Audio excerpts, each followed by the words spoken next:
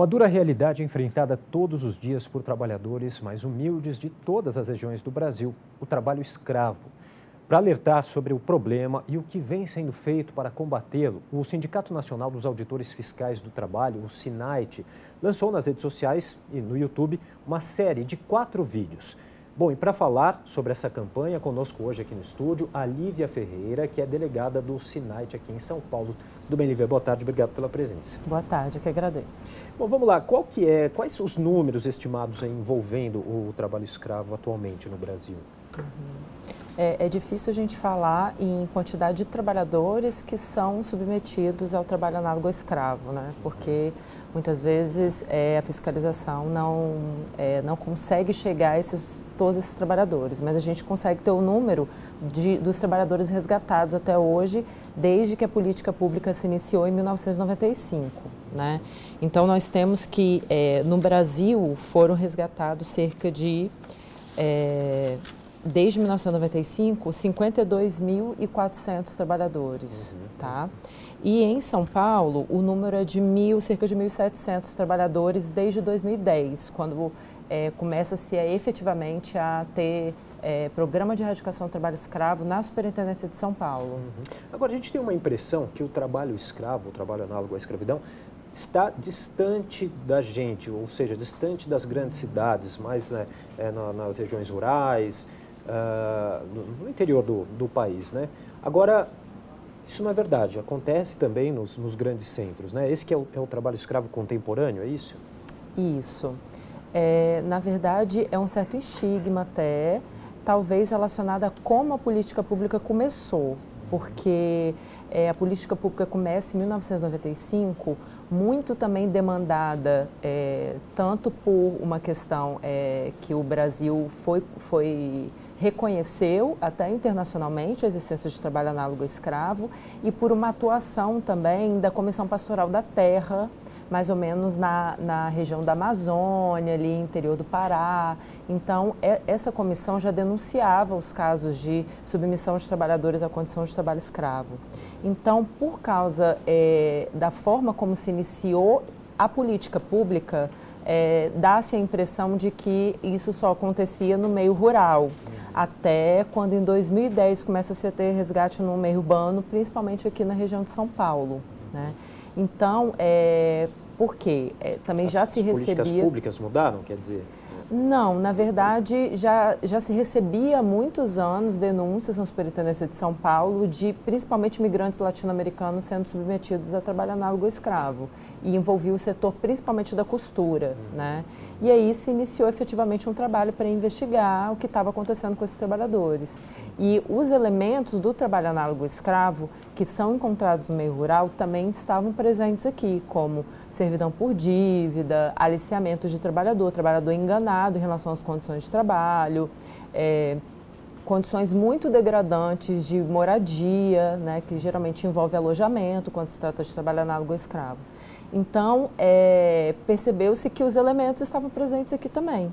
E não está, muitas vezes está bem próximo da gente, muito mais próximo da gente do que a gente imagina realmente. E quando se fala de um estado, e principalmente a região metropolitana de São Paulo, que tem muitos migrantes, né, migração está muito relacionada à vulnerabilidade socioeconômica, né?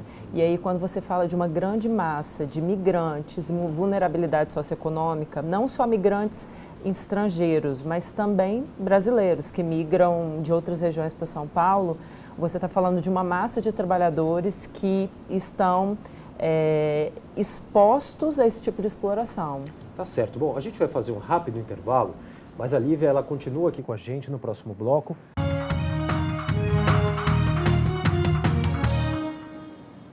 Nós estamos de volta com o Jornal da Câmara e a gente continua conversando com a Lívia Ferreira, que é delegada do SINAIT aqui em São Paulo, que é o Sindicato Nacional dos Auditores Fiscais do Trabalho. E a gente está falando, claro, sobre essa questão do trabalho escravo. E vamos entrar agora propriamente nessa questão da campanha que foi desenvolvida pelo sindicato, que está aí nas redes sociais, no YouTube. Então, conta um pouquinho para a gente qual que foi a ideia de produzir esse trabalho, qual que é o grande objetivo dele. Inclusive, a gente tem imagens dessa peça que a gente vai rodar enquanto a Lívia explica um pouquinho aqui para a gente. O objetivo da campanha é mostrar para a sociedade, né, o trabalho que é desenvolvido pela Auditoria Fiscal do Trabalho, um trabalho que faz parte das prerrogativas, né, do Auditor Fiscal do Trabalho, que é combater o trabalho escravo, uma política pública que é muito consolidada. E tem inclusive pronunciamentos, desculpa eu te interromper, mas pronunciamentos dos próprios auditores fiscais, é isso? Que nem a gente acompanha nas imagens, né? Isso, são relatos dos auditores fiscais da experiência deles no combate ao trabalho escravo. São auditores que atuam especificamente nessa atividade desde lá do início, desde 1995, quando a política foi criada, né? Então, é uma prerrogativa dos auditores fiscais do trabalho esse tipo de combate. A política pública, ela é muito bem consolidada e estruturada, porém, de 1995 até mais ou menos 2010, 2013, a gente teve sempre um incremento e a melhora dessa política. E a gente tem percebido claramente, de 2013 para cá, uma diminuição na capacidade dos auditores fiscais do trabalho em continuar empreendendo esse combate ao trabalho escravo. Uhum. Qual que é, na sua opinião, o principal desafio hoje nesse combate ao trabalho análogo à escravidão? O principal desafio é de deficiência de recursos mesmo, recursos humanos, recursos financeiros. Então, hoje a gente tem um número de auditores fiscais do trabalho muito pequeno em relação às problemáticas e o número de empresas que tem no Brasil. Hoje a gente é cerca de 2.300 auditores, sendo que do combate ao trabalho escravo o número é ainda menor, né, que não são todos que estão envolvidos. Dificuldades financeiras, né, porque a gente precisa de recursos para empreender as fiscalizações, além de que não só recursos para botar gasolina no carro, pagar seguro para o trabalhador resgatado, como também pagar diária para o auditor fiscal do trabalho que se desloca, sai da sua casa, da sua lotação para fazer uma fiscalização fora da sua área de lotação, enfim, uma série de questões.